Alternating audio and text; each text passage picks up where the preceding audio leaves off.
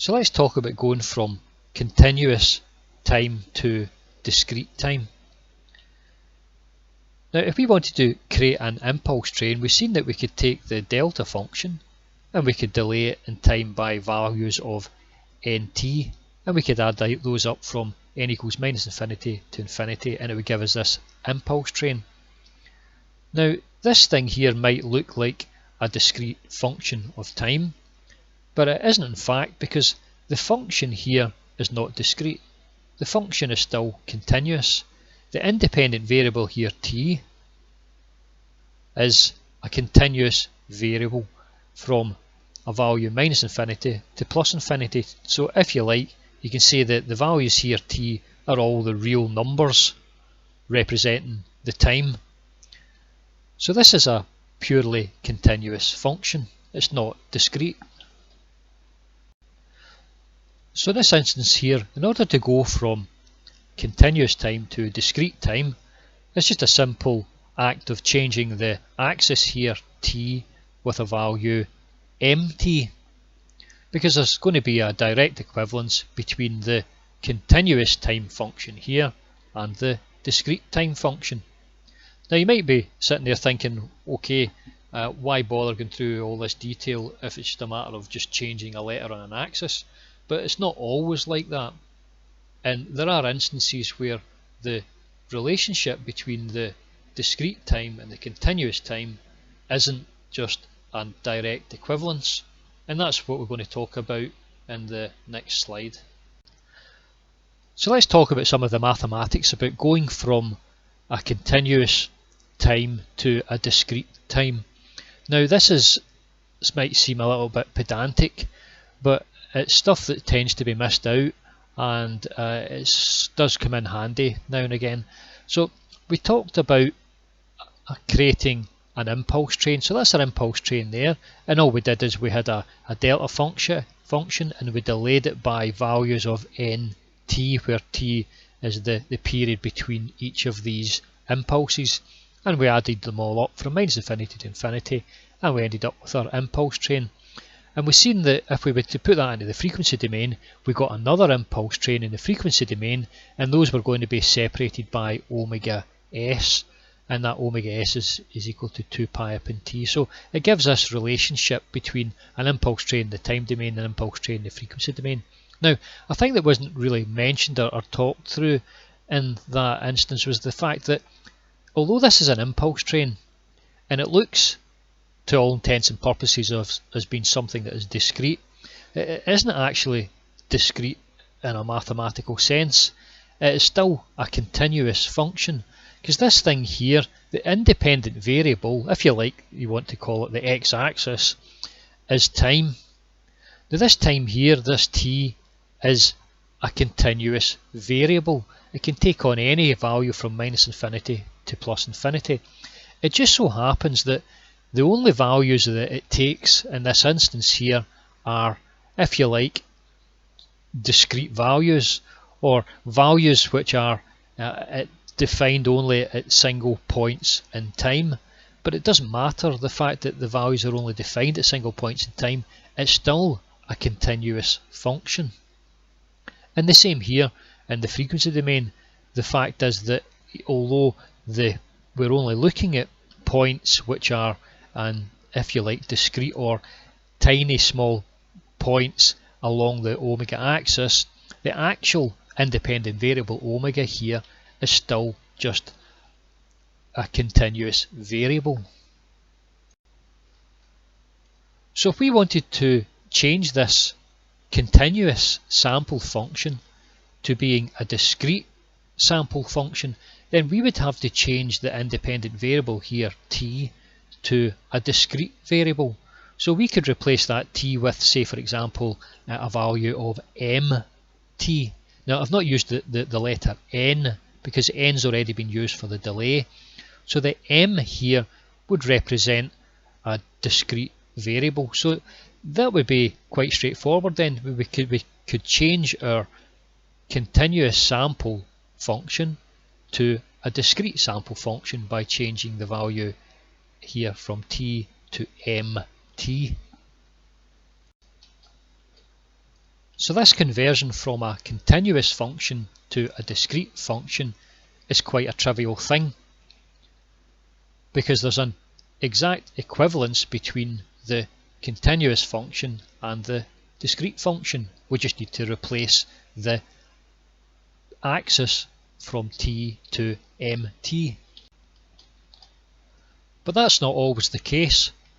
Now this thing here is an amplitude sampler, so we are sampling the amplitude of a function. So for example, if we take a function and we multiply the function here with our delta t, then all we'll have is the amplitude of the function at these points nt, so that's just a simple sampling. But we might not necessarily have a sample, an amplitude sampler. We could have, for example, an area sampler. So the height of this sample function then would represent the actual area under the sample, as opposed to the amplitude of the sample. So we get this thing here, which is an area sampler. Now we sample that area simply by taking the amplitude sampler and multiplying it by the period of the samples t. So if you multiply that by t, then you've got the height from this and you've got the width from this, which is going to give us an area. Now in the frequency domain, it's again just like multiplying the ws omega s by t, which is just left with the 2 pi. So this is the area sampler in the frequency domain. So let's go ahead and we'll area sample a function f of t. So we take a function f of t, we multiply it by the area sampler here, which is just this thing here, and we'll get our other function here, which will be our sampled function of time. So we can take the t inside the summation here, and we're going to have this thing here multiplied by the f of t. So we'll simply be left with our t f of t delta t minus nt. Now we know that this f of t is only going to exist at points that are going to be nt, so it's not going to exist anywhere else outside these points nt. So you can replace this t here with the nt. So you're going to be left with this function here, the sum from n equals minus infinity to infinity over t f of nt delta t minus nt. Now the thing is, this thing here is our sampled function f of st, but again this thing here is still just a continuous function, because our independent variable here is a value of t. Now to change this continuous sampled function to a purely discrete function, then we can replace our value t with a discrete time delta mt. So you can see down here I've replaced this delta t with the delta mt. But note, when we're going from this line here to this line here, we can change the f of nt into square brackets, where the square brackets tells us that it's actually a discrete function. But now here, within this discrete function here, we actually have all of this continuous function here, t f of nt. So whenever we are going here from our continuous to our discrete, then there's a conversion. So the conversion is given by this little function here. So what this little equation tells us here is a relationship between the discrete function and a continuous function, but we've generated this discrete function using an area sampler. So this is the conversion now between the discrete function and the continuous function. So a lot of times you might not normally go over the sampler in this detail, because if we were using an amplitude sampler, then we wouldn't have this factor of t, and that would mean that there would be a direct relationship between the continuous time function and the discrete time function. We would just simply need to replace the value t with a value of nt. But if you were dealing with, say for example, an amplitude sampler, then there wouldn't be that direct relationship. there would be a factor of t whenever you're changing from the continuous to the discrete time. And if we had some other types of samplers other than area samplers, again we would have some other conversion factor. So this thing here is a conversion factor that we have to use because in this instance here we're using an area sampler. But if you weren't using an area sampler and you were just using an amplitude sampler, we wouldn't have this conversion factor.